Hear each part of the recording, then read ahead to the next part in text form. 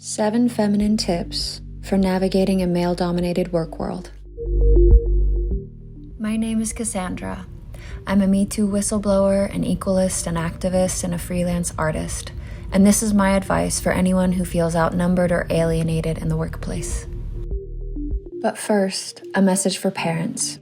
Just don't discourage your children from pursuing their dreams, even if it sounds challenging or outlandish or like hard work or like there might be rejection. I know that we want to protect those that we love from undue harm, but the harm that's done from discouraging a young person from being who they want to be or exploring the aspects of life that they want to explore is infinitely more damaging than actually allowing them to go out into the world and face those fears and challenges head on, and learn from them. And, you can support them along the way. But I think it's really important that we encourage women to fill all sorts of roles that their hearts desire to fill in this world and wear all kinds of hats and name badges and job titles. Number 1, follow your heart. First and foremost, I just want to encourage anybody, regardless of whether you're a woman or a man or whatever gender identity you may have, to follow your heart as much as possible and to really learn how to live from the heart and how to listen to the heart and how to think through the heart. So much of our decision making in life often revolves around the mind, which is a lot of times not hijacked, but it's influenced by others. It's influenced by society. It's influenced by our friends and family, by those around us, by culture.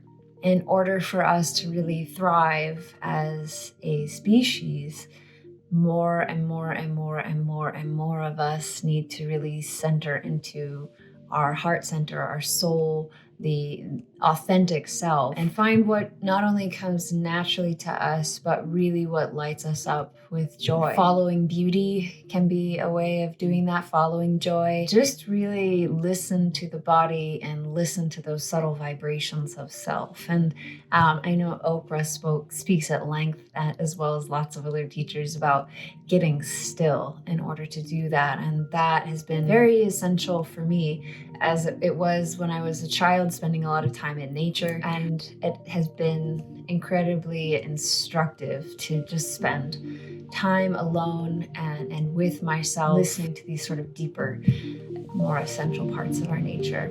2, be honest with yourself. So something that you may have dreamed about doing may not end up feeling quite right for you for a multitude of different reasons. And so just not being afraid to change your course, redirect as you kind of go through the Byzantine conduits of life. 3, find mentors and allies. Another thing in terms of actually like working in a male-dominated sector, I would say, is to find allies and friends and people who you trust to either give you guidance about how to navigate certain personalities or politics or certain dynamics within the company, but also someone that you can confide in and someone who may be able to advocate for you and speak on your behalf, or just give you words of encouragement because they've been through something similar. So advocacy is super, super important. And I think that sometimes gender actually gets in the way. As Sheryl Sandberg wrote in her book about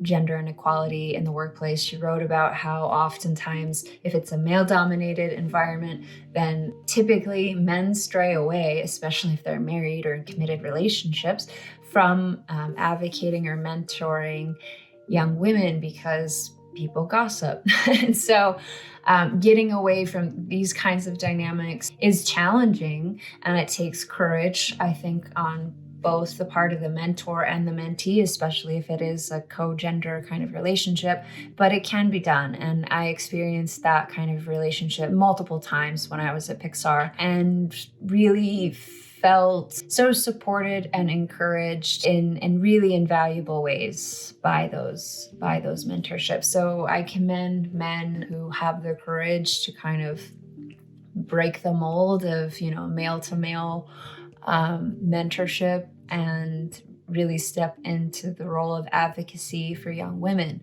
And Pete Docter, who's now the creative head of Pixar, has been doing that for a friend of mine, Domi Shi, and she is slated to be the first ever female director of a feature film in that studio, which is a pretty amazing accomplishment, following in the footsteps of Brenda Chapman, who at one time was slated to fulfill that role, but unfortunately didn't make it to the finish line. 4. Have on-the-record conversations. Something that I have been doing since I left the industry is recording conversations. It's valuable and important to get consent while doing this, but you know how like when you call a call center, it says this conversation is being recorded for quality assurance. I think it's important for us to do that in a way. I think it changes the dynamics, it changes people's behaviors, and it holds us accountable for the way that we speak to one another. And it also gives us record of what was agreed upon and what wasn't, because our brains work in really interesting ways, and what one person remembers from a conversation oftentimes is dramatically different from what another person might remember. And so it really helps to just keep us clear. And so whenever I'm doing Zoom calls and other types of conferences for my freelance work, I often let the client know that I'm going to be recording the conversation, and that any conversation from there out, I tend to record. And this has been really instrumental. I think it protects us from certain behaviors, but also just, to make sure that we stay in integrity and we honor what we say. If we change our minds, we're free to do that, but just kind of owning the impressions that we gave and the communications that we put out into the world, and really learning to be impeccable with our word. 5. Don't speak out solo. If you are in a situation that is uncomfortable for you and you feel like you'd like to confront or speak up about something, I recommend not doing that in privacy. I find that it's better to confront something, and it might take a lot more nerve than some people have to do that, and it's okay to approach this whatever feels best for you. But I do suggest, if you're going to confront something, do it in a more public manner, or whenever it's being recorded, because if you approach somebody in private, you make yourself vulnerable to any kind of harsh reaction that they may have. And it also opens up this can of worms for this he said, she said kind of stuff. I do think it's a bit dangerous to have those conversations in private, and it can kind of create dynamics that aren't necessarily based on truth, and sort of start the hearsay train pulling out from the station. 6. Release the emotional charge. But before confronting anything, I think it's really healthy to sort out your own emotions, to really get clear about what it is that you'd like to say, and to also release the emotional charge that may be in your body and your being, either from these repetitive abuses or disrespectful situations in your present work environment or beyond. What happens is that when we experience harassment or sexism or being excluded repeatedly throughout your life, and if you've experienced kind of sexually charged trauma of any kind, really, you carry that in your being, in your body, in your subconscious mind.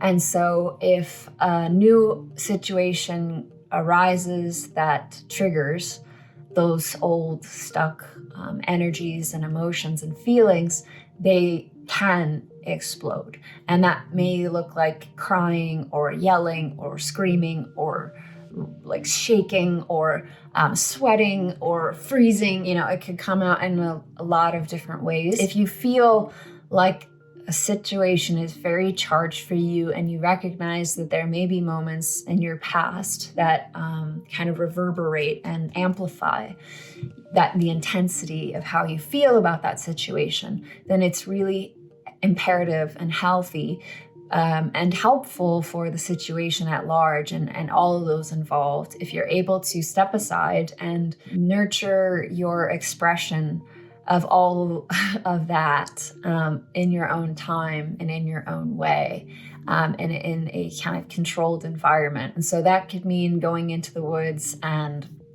smashing some branches on a tree. Ask the tree permission, of course. It could mean journaling. It could mean dancing. It could mean going off to someplace very private where you can just kind of scream. You can scream into a pillow. You can punch pillows. You can share with a friend, a therapist, a partner, someone who you trust, to be sensitive to your sensitivities and your predicament, and to not, judge or criticize or shame you for the intensity of the emotion that might come through. And once those floodgates are released, I very much welcome you to come to the moment in the present. And that way you'll be able to be heard in a more effectively way. Because if you show up really rattled or really charged or over amplifying or even under amplifying, making it less significant or more significant, you want your charge to be kind of accurate and on target. Like, think about just the most appropriate response. And somebody once put it like, you want to have like the right size response, no more, no less. See, even just talking about it, I feel like things are coming off of me. And I feel like it's much easier for the person that you might be confronting to receive the message that you have to give, if it is right-sized, if it is appropriate for that specific situation, instead of being blown up by your entire life history. 7, bring compassion to the table. Oh, this is a good one. It's a hard one too. If you have a grievance that you'd like to communicate to another human being or a group of human beings, the best way to come to a real resolution, or to give yourself the opportunity to find a real resolution, is to come to the table having already forgiven. Whew. If you can master this, you'll just be a relationship ninja. And nobody wants to feel wrong. and sometimes what people do, like, of course, there is, things that are moral and in integrity and honorable, and then there are behaviors that are quite questionable or triggering or damaging to other people or an environment. And I'm not negating that, but there is something to be said for having compassion in your heart. One of the ways that I've been able to find that compassion or forgive the unforgivable is to really picture what the person opposing me or on the opposite side of that table from me might have gone through in their life in order to make them the way they are. And I sincerely believe that we all have good reason for being the way that we are. We also have ample opportunity to change, but it's much more challenging to receive feedback when there is that lack of compassion behind it. That might not be something that's easy or possible, depending on your specific situation and what you've been through, or what's coming up for you. But that's one of my goals in life. And I have yet to master it in a major way, but I'm working on it. I really believe that being able to forgive people before they've even asked for forgiveness or apologized is a noble thing to strive for. And it creates a very different energy at the table if you have already imagined some sort of scenario, and it could be totally made up or based fact or fiction, or a hybrid of the two. But if you can envision what may have taken place in another person's life to make them who they are, to bring them to that place in the present moment. And in closing, I think that's all I've got. I think that pretty much covers quite a lot of it. But just follow your dreams and don't let anybody else design your life for you, because you're the one who has to live it. And I would much rather take my last breath on this planet knowing that I lived courageously and constantly pushed and challenged myself to do the things that I longed for the most, or even that I feared the most, to really give myself that opportunity to shine in the way that my heart and my soul long for the most. And so, yeah, just keep shining. And I'm excited to see what happens. I think that women or those who even just really relate to their femininity, I think we have a lot to share. And the compassion and forgiveness part, as well as the rage, is all tangled up in that, as well as the intuition, as well as the sensitivity, as well as being emotional and having emotional intelligence and emotional maturity. And we have a lot to learn from one another across the gender divide. And I hope that we can start to speak more openly from both ends of that spectrum about our experiences and, what we'd like to see more of in this world. Thanks for tuning in. Thanks for listening. And I wish you the best of luck on your journey. I hope that life is beautiful for you.